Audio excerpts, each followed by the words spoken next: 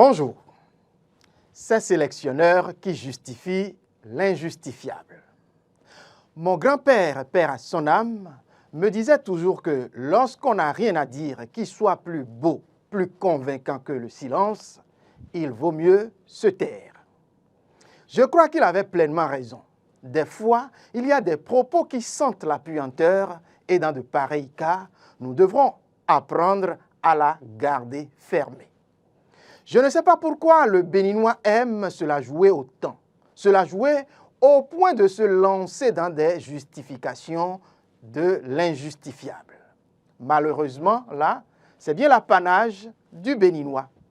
Sinon, comment comprendre qu'après une prestation exécrable, à la limite de ce qu'on peut qualifier que nous ont servi les margouillas percuteurs, un coach tente-t-il de se lancer dans du verbillage avec des discours creux, évasifs et inutiles pour justifier la salée de notes de ses poulains.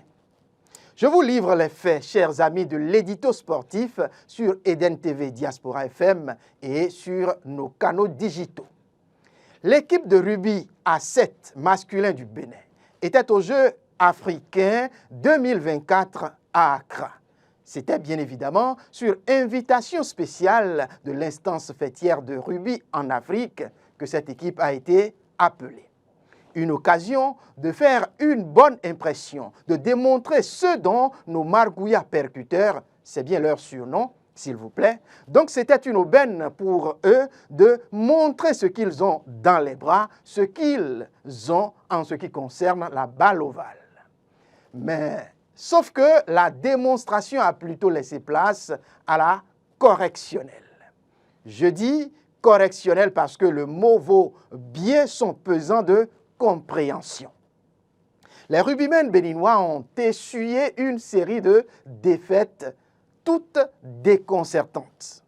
Les margouillas, qui au lieu de percuter leurs différents adversaires, ont été purement et simplement laminés, enregistrant 6 défaites, je dirais 4 défaites plutôt consécutives en autant de sorties sans marquer un seul essai.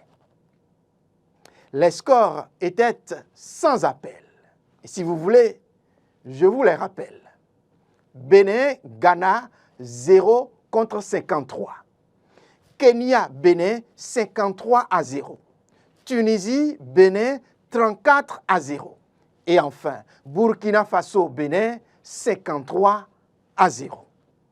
C'est à l'issue de résultats aussi honteux que décevants, avec une si grande désillusion que le sélectionneur trouve encore à dire. Et à dire quoi, chers amis?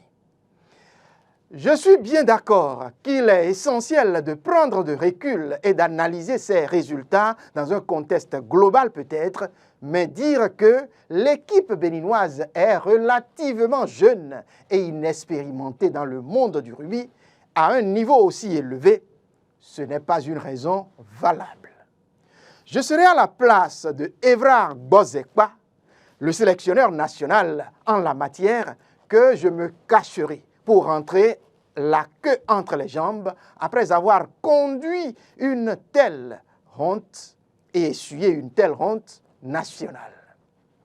Mais non, il se permet d'affirmer que le Bénin n'a pas le niveau que les équipes adverses avaient et que c'est dans ce genre de tournoi que ces poulains vont apprendre.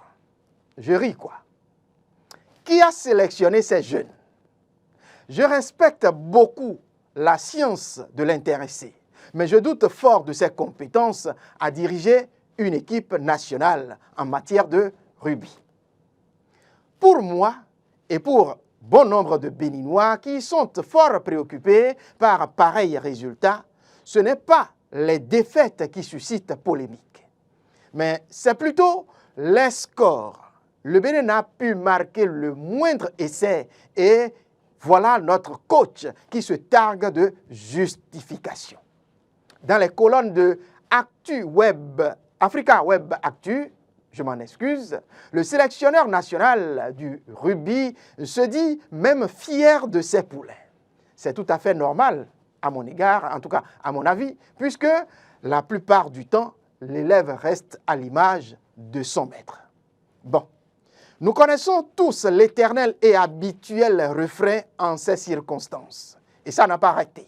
Il dira, l'essentiel est de participer à ce jeu et d'apprendre aux côtés de ces nations africaines.